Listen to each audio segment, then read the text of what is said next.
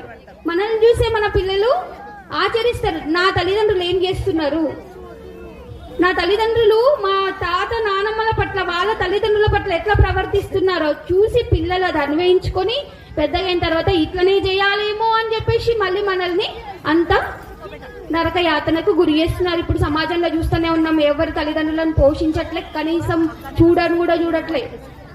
ఎందుకు కరువైంది? చిన్నప్పుడు నీ కొడుకుకి భక్తి నేర్పలేవు, పూజ గదిని చూపించలేవు.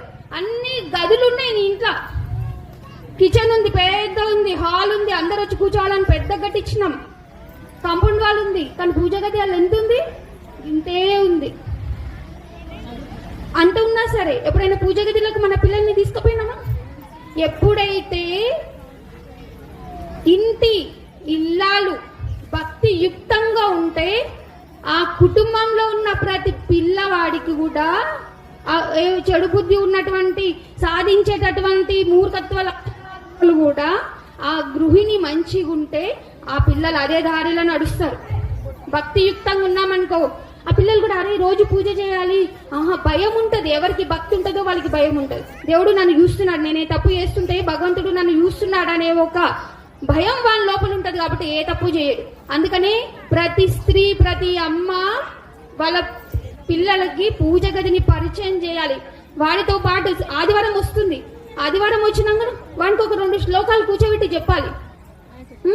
ఎందుకు పొద్దున్నే లేచినప్పుడు స్నానం చేయగానే పూజ గదిలోకి వెళ్ళి నమస్కారం చేసుకోవడానికి? నీకు స్కూళ్ళలో ఇప్పుడు ఎంత బాగా చదివిందా అమ్మాయి? సరస్వతి నమస్తుభ్యం వరదే కామరూపిణి అట్లాంటి శ్లోకాలు పాఠశాలలో నేర్పిస్తారు. సమతా స్కూల్లో ఆ పాఠశాలలో వేసినాం మనం.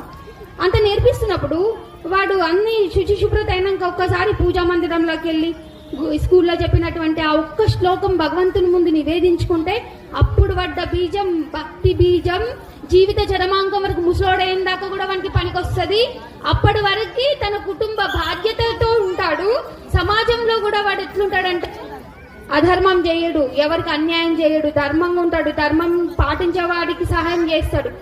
ఎవరు సమాజంలో అధర్మం అవుతుందో అధర్మం కానియకుండా సపోర్ట్ చేస్తాడు. ఇప్పుడు ఇలా వచ్చిర్రు సంఘ సంస్కర్తలాగా, వీళ్ళందరూ ఏం చేస్తున్నారు? ఎందుకు వచ్చిర్రు వీళ్ళందరూ? సమాజము ఒక దారిలో నడవాలి. మనం పెద్ద దేశాన్ని ఉద్ధరించకపోవచ్చు, మన ఊర్లో మన కుటుంబం ఉద్ధరించబడితే చాలు. మన కుటుంబం ఉద్ధరిస్తే పక్కన మన వాతావరణం వెస్ట్ నుంచి సమిష్టి వరకే.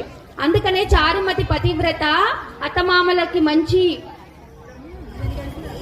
సేవలు చేస్తుంది, పిల్లలకి మంచి బుద్ధినిస్తుంది, ఇరుగు పొరుగు వారితోటి మంచి మాట్లాడుతుంది, ఇరుగు పొరుగు వారితో స్నేహంగా ఉంటుంది. ఇప్పుడు మన ఇరుగు పొరుగు వారంటే మనకు అసలు